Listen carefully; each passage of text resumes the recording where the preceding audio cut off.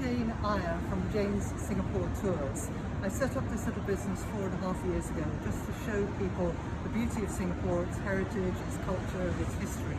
I'm delighted today to be making these short videos on behalf of Pangdemonium for their Pangs a Lot 2020 fundraising efforts. They've had a very tough year this year, as have all the theatres and the arts companies, and indeed as have we in tourism. It's been a difficult one. Hopefully 2021 will be better. So today I'm in Emerald Hill. This is an area that I know quite well. I had the great privilege of living here for 5 years, in fact, and I just want to take you and show you a short little walk around Emerald Hill. So we're starting down here at the Orchard Road end, and I have to tell you that when we bring people around Emerald Hill, we often ask the question, have you been here before? And many of them say, well, yes, we've been to the bars, but we haven't been any further up.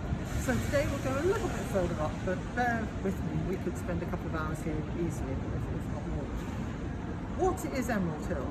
Well, firstly, do you know that the name derives from the first Irishman who set up nutmeg plantations here, a guy by the name of William Cuppage. As I say, he was Irish, and so obviously he was reflecting the Emerald Isle in Emerald Hill.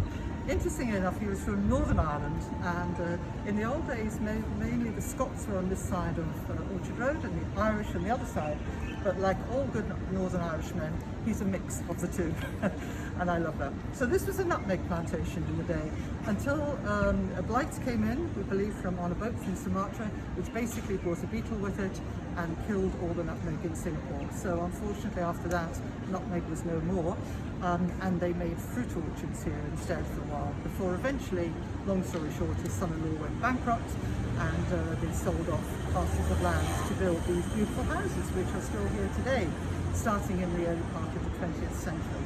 So let's take a little walk up and see some of the beauty of Emerald Hill.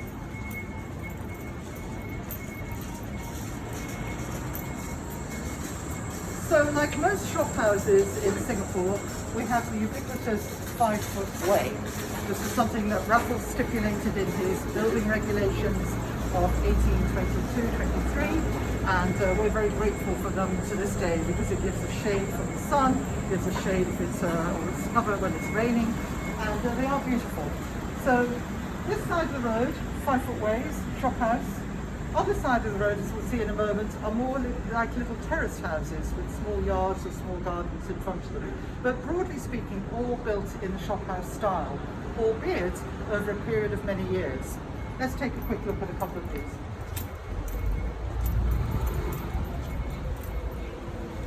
So like most shop houses in Singapore, they have what we call a pintu pagar, wooden post door. The idea behind this being that you can open up your pintu bazaar, your big doors, during the day, but close these so you have privacy, but you still have air coming through.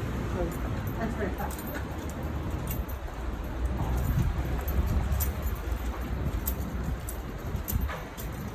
And these pintu pagars come with all kinds of different designs, which is interesting. Some have Chinese motifs like this one, others not.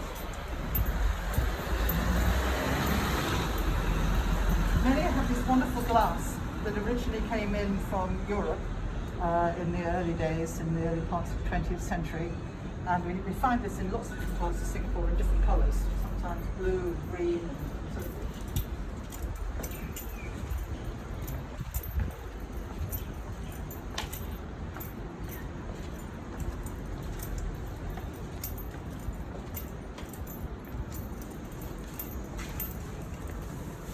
Here's another example, beautiful carvings here. Now, interestingly enough, back in the 1970s, 80s, when conservation wasn't such a big issue in Singapore, such a big priority at least, there was talk about knocking down all of these houses. Can you imagine? It would be such a shame, because not only are the owners of these houses very happy with the way things went, because they have increased in value tremendously, but the tenants, because many of these are tenanted, are also very happy to live in an area like this, very close to Orchard Road, but still a little enclave of peace and tranquility compared to the craziness of Orchard Road. And tourists love these houses and love this kind of area as well. So it's one of the 10 conservation areas around Singapore, and probably the most central of all in actual fact.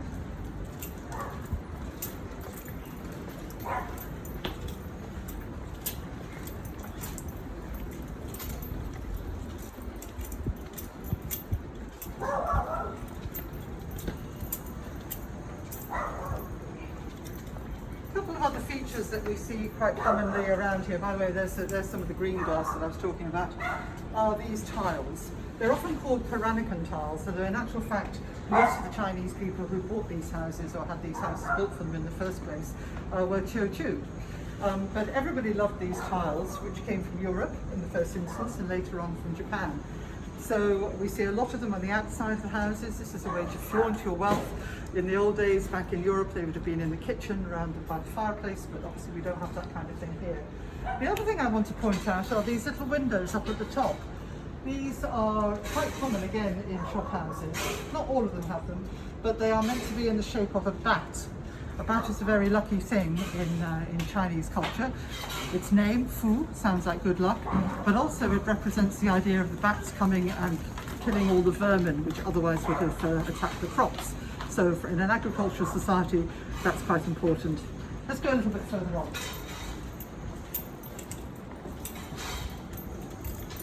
Just want to point out this huge building, which has been an international school for quite some time.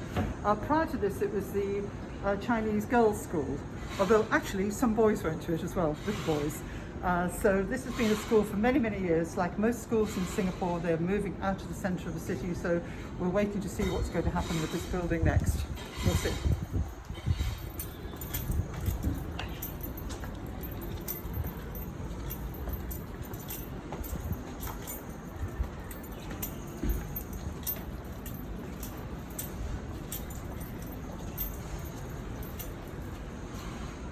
And I just want to point out this particular row of houses because they're really, really beautiful. Again, like I said before, the houses on this side of the road tend to have little yards or gardens in front of them, so they're different to a 5-foot way type shop house setup. And this house in the middle was built by a very successful Chinese businessman, and he built houses on either side for his sons, and it's like a T shape. So his house in the middle was definitely much bigger with the sort of T at the back, and his sons had nice houses, but not quite so big. They're particularly beautiful.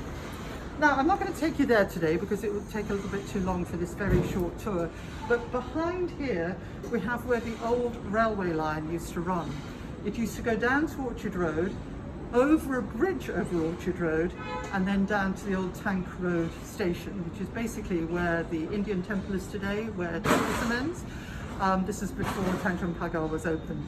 So you can find old photos of the railway line, you can find old photos of the bridge going over Orchard Road, and I love the story that says that in the old days when it was two-way traffic in Orchard Road, they would all stop when a train was going over the bridge. Was it because they were worried that the bridge wasn't strong enough? Maybe. Or maybe it was a little bit of superstition, like not walking under a ladder.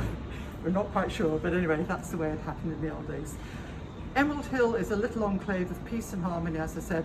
Please come and visit it. And of course, come on one of our tours. We'll show you a lot more. Thank you.